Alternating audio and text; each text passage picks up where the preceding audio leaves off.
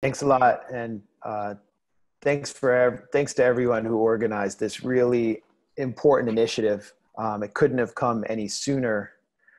I want to talk about the role of the media in driving this new Cold War that we find ourselves in, and specifically U.S. corporate media, but also the role of the U.S. government in driving the narrative of the U.S. media.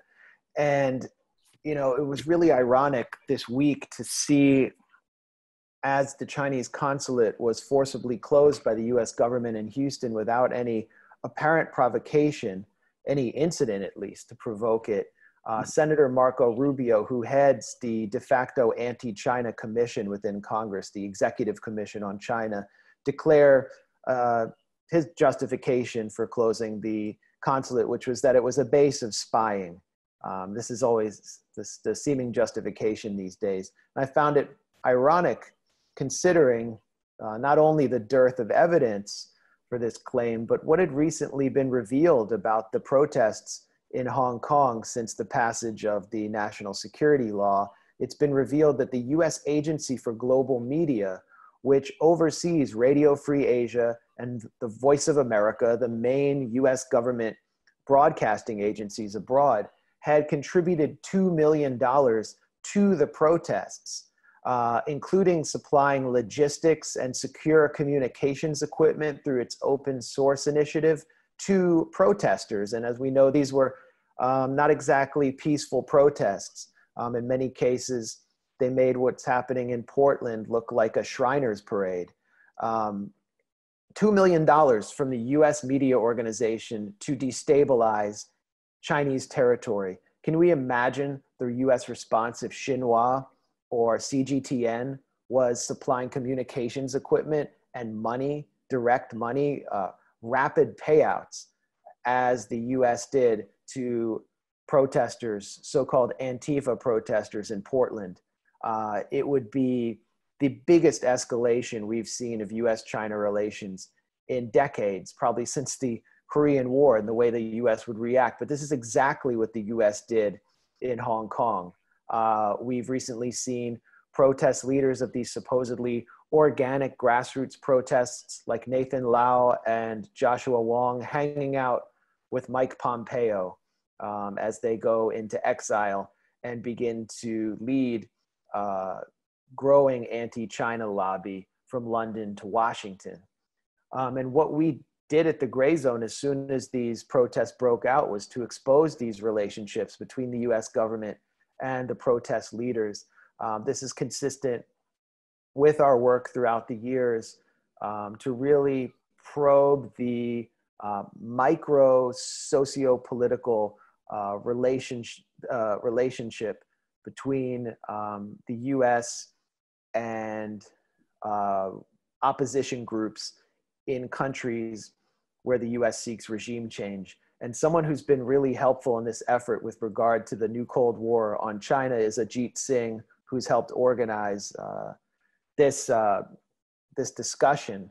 Ajit has done so many important reports for us at the Grayzone on the institutions inside the US driving this new Cold War and forming the corporate media narrative of hostility. For me, I really started reporting on this at a meeting in Congress on Capitol Hill, where a who's who of congressional leaders from both parties were present at a National Endowment for Democracy ceremony honoring North Korean dissidents, many of the people who were quoted about Korea in US media. And it was there that I met someone named Omer Kanat, who is the head of the World Uyghur Congress, in this hall inside the US Capitol. Media was all around this character, and I wanted to know who he was, and I wanted to speak to him. And I realized that he was the head of a multi-million-dollar dissident lobbying group, the World Uyghur Congress, a very right-wing anti-communist organization funded entirely by the US government, very similar to the Cuban American National Foundation or the groups that Juan Guaido and his white-collar mafia are trying to form in Washington, that are dedicated simply to regime change and providing quotes to US media. Kanat, I immediately got into a conversation with Omar Kanat about a narrative that was forming at that time in 2018 about millions of Uyghurs in so-called concentration camps in the Xinjiang region of Western China. And I asked him where the sources came from for these staggering numbers. And he told me that indeed the World Uyghur Congress, funded by the US government, was supplying many of these testimonies and so-called sources to US media. But I asked, who are your sources? Where do they come from? And Omar Kanat said, well, our sources are Western media and some testimonies we get. So he basically was describing a feedback loop where it was impossible to get to the bottom of these numbers, which are reported as fact, to portray China as a new Nazi Germany in mainstream US media, and now on the floor of Congress, where sanctions bills have been passed on the basis of these so-called concentration camps. Probing deeper, with the help of Ajit Singh, we found two sources, absolutely only two sources for these claims of millions of Uyghurs in concentration camps. The first was someone named Adrian Zentz, someone who thinks a lot like Mike Pompeo and has about as much expertise in the Chinese language and Chinese politics and society as Mike Pompeo, the stooge of the Koch brothers from Kansas, does. Adrian Zentz laid out his worldview in a 2010 book called Worthy to Escape: Why All Believers Will Not Be Raptured Before the Tribulation. Indeed, Adrian Zentz is an evangelical right-wing fanatic who has declared that he is on a mission from God to topple the Chinese Communist Party, which he views as a satanic communist entity. And in his book, he has argued for scriptural spanking or corporal punishment. He has called diversity and homosexuality a satanic plot, and yet Zentz is called upon as a key expert in US media on issues ranging from repression of Uyghurs in Xinjiang to supposed forced labor of Uyghurs in Xinjiang. And we've shown that his methodology is shoddy. It all boils down to a few testimonies from a handful of characters in partisan Uyghur media. The other source is Chinese human rights defenders, which again is funded by the US government, is a dissident organization based in Washington, and which actually is based in the same office as Human Rights Watch, and which relied in its study on testimonies from a grand total of 8 Uyghurs from Xinjiang, and which extrapolated the population of the villages that those 8 people inhabited into the total of anywhere between 250,000 and 1 million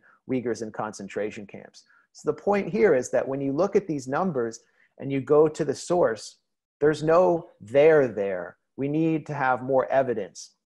And when you look at how these sources are quoted, whether it's figures from the World Uyghur Congress or Adrian Zentz, Chinese human rights defenders, there is no background in US media or context on what they actually believe or the fact that the United States government has incubated these organizations and is funding them.